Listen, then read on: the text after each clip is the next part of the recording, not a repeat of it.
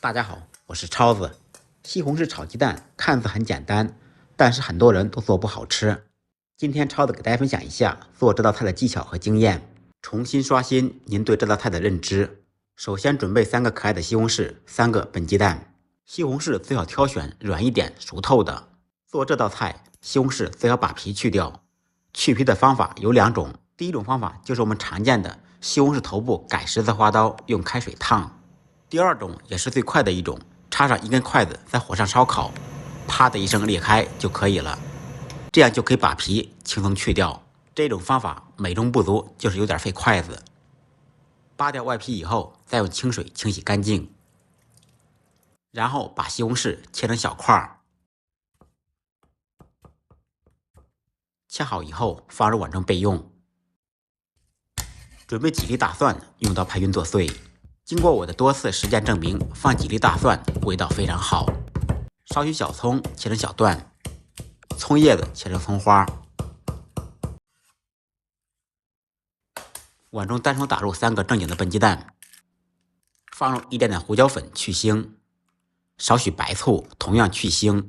放白醋还可以使鸡蛋蓬松暄软，用筷子搅拌均匀备用。起锅，锅烧空气，烧至冒烟以后放入1勺油。先把油彻底烧热，油热以后倒入打好的蛋液，用勺子轻轻的搅拌，使其受热均匀。前期蛋液先不要可劲儿搅，先把鸡蛋摊成一个蛋饼，煎好一面，趁其不备翻过来煎另一面。鸡蛋彻底成熟以后，再把鸡蛋怼成大块。个人感觉做这道菜，鸡蛋煎老一点吃着才香，老嫩程度根据个人口味。炒熟炒散以后盛出备用。另起锅，放入一点点油，油热以后放入蒜末、葱花，爆出香味。小料爆香，放入切好的西红柿，开大火快速翻炒。先把西红柿的汤汁炒出，烹入少许生抽炝锅，增加鲜香味。现在的西红柿又酸又硬，没有西红柿的味道，所以呢，做这道菜最好放一点番茄酱来弥补一下它的味道。放番茄酱不仅味道好，颜色也更上一层楼。放入1小勺盐，1勺白糖，白糖的用量略多于盐。加入小半勺清水，开大火烧开锅，放入炒好的鸡蛋。